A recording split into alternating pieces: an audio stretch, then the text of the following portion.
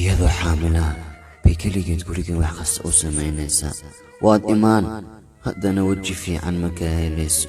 iyadoo xaaladeedu sahlanayn bay haddana dab kuu sii gelaysaa oo wax kugu keenaysaa adigana waad ku jeesjeesaysaa. iyadoo murugaysa baad cid kale farxad siinaysaa. walaal, maxaa naxariista kaa qaaday? iyada farxad geli, iyada la sheekayso, iyada wax walba kaaga baahan ee u naxariiso iyada walaal. dumarku naxariis badnaa, wayna daryeelayaan, haddana waan dulminaynaa. waxbayna siinayaan, haddana waan ku jisaaraynaa. dharkaynoo dhaqayaan, gogoshaynoo goglayaan, haddana dhibkaynoo diidayaan. wallaahi gabari waa janno ee ha dhibin weligaa walaal.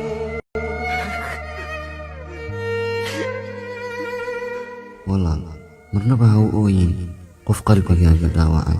keliya u dhoolla caddee dhehna waad ku mahadsan tahay fursadda aad ii siisay inaan ku raadsado qofkaa fiican adiga.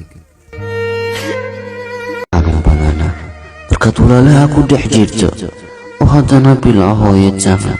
horta eetaan la yaabay arxankeedu darana. waxaad arkaysaa ciyaal kale hooyo ah oo haddana isku daryeel ahayn.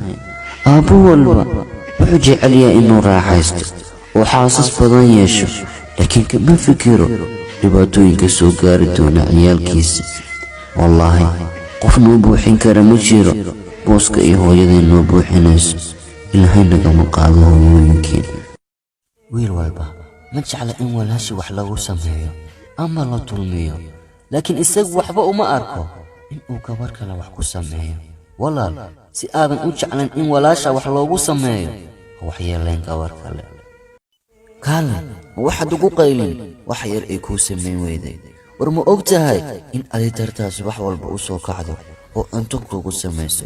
waa imaataa guriga adigoo wax walba kuu diyaarsan yihiin. waa cuntaa, waa cabtaa, waa iska baxdaa, laakiin ma ogid hawsha ay inoo hayso. khasab ma aha inay iyadu wax walba noo samayso, waayo iyadu waxay ku mashquulsan tahay howlaheena kale.